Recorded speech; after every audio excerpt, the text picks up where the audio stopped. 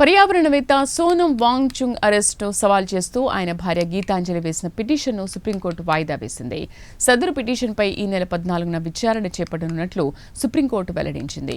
ఇదిలా ఉంటే కేంద్ర ప్రభుత్వం జమ్మూ కాశ్మీర్ పాలనా యంత్రాంగానికి అలాగే రాజస్థాన్ సర్కార్కు సుప్రీంకోర్టు నోటీసులు జారీ చేసింది. సోనం వాంగ్చుక్ అరెస్ట్ చేసే సమయంలో ఆయన సతీమణి గీతాంజలికి ముందస్తు నోటీసులు ఎందుకు ఇవ్వలేదని సుప్రీంకోర్టు ప్రశ్నించింది.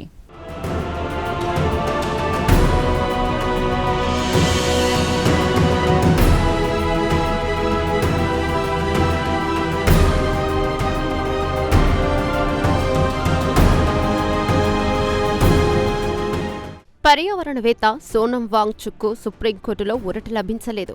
లడాక్ ఘర్షణల నేపథ్యంలో సోనం వాంగ్చుక్ను ఇటీవల పోలీసులు అరెస్టు చేశారు. జాతీయ భద్రతా చట్టం కింద ఈ అరెస్టు జరిగింది. ఆ తర్వాత ఆయనను రాజస్థాన్లోని జోధ్పూర్ జైలుకు తరలించారు. ఈ నేపథ్యంలో సోనం వాంగ్చుక్ను అరెస్టు చేయడాన్ని సవాలు చేస్తూ ఆయన భార్య గీతాంజలి ఆంగ్మో సుప్రీంకోర్టును ఆశ్రయించారు. సుప్రీంకోర్టులో ఆమె హెబియస్ కార్పస్ పిటిషన్ దాఖలు చేశారు. కాగా గీతాంజలి ఆంగ్మో దాఖలు చేసిన పిటిషన్పై విచారణను ఈ నెల 14కు సుప్రీంకోర్టు వాయిదా వేసింది.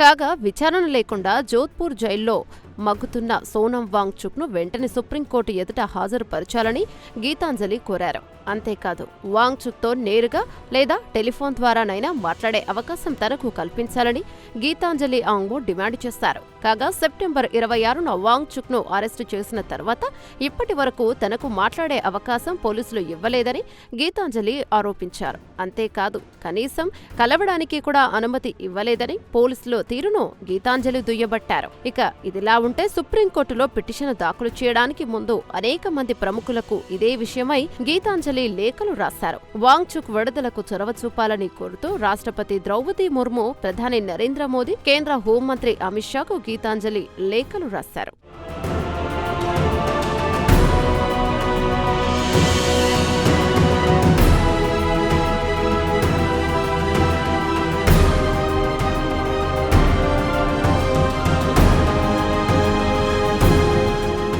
కాగా గీతాంజలి పిటిషన్ దాఖలు చేసిన నేపథ్యంలో కేంద్ర ప్రభుత్వం జమ్మూ కాశ్మీర్ పాలనా యంత్రాంగానికి అలాగే రాజస్థాన్ సర్కార్కు సుప్రీంకోర్టు నోటీసులు జారీ చేసింది. సోనం వాంగ్చుక్ జాతీయ భద్రతా చట్టం కింద అరెస్టు చేసే సమయంలో ఆయన సతీమణి గీతాంజలికి ఎందుకు ముందస్తు నోటీసులు ఇవ్వలేదని ప్రశ్నిస్తూ సుప్రీంకోర్టు ఈ నోటీసులను జారీ చేసింది.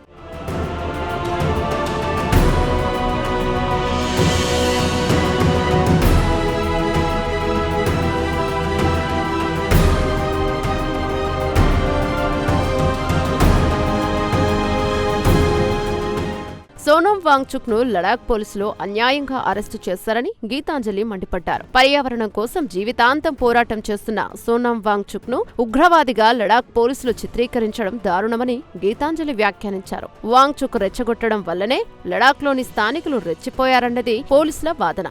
దీంతోనే ఘర్షణలు జరగడం, నలుగురు చనిపోవడం జరిగిందని పోలీసులు ఆరోపించారు.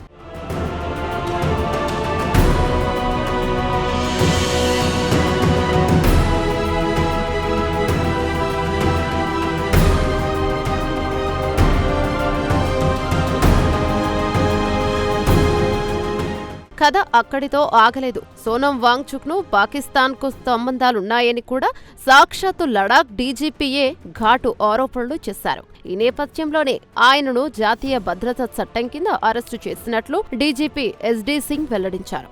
అయితే తన భర్త సోనం వాంగ్చుక్ కొన్ని నెలల కిందట పాకిస్తాన్ వెళ్లిన మాట వాస్తవమేనన్నారు గీతాంజలి.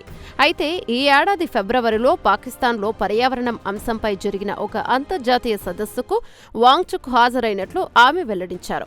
అయితే వాంగ్చుక్ పాకిస్తాన్ పర్యటనతో భారతదేశ భద్రతతో ఎటువంటి సంబంధం లేదని గీతాంజలి కుండబద్దలు కొట్టారు. ఉగ్రవాదులను అరెస్టు చేయడానికి ఉపయోగించే చట్టం కింద పర్యావరణవేత్తగా దేశమంతా పాపులర్ అయిన వాంగ్చుక్ ను అరెస్టు చేయడం దారుణాతి దారుణమన్నారు గీతాంజలి.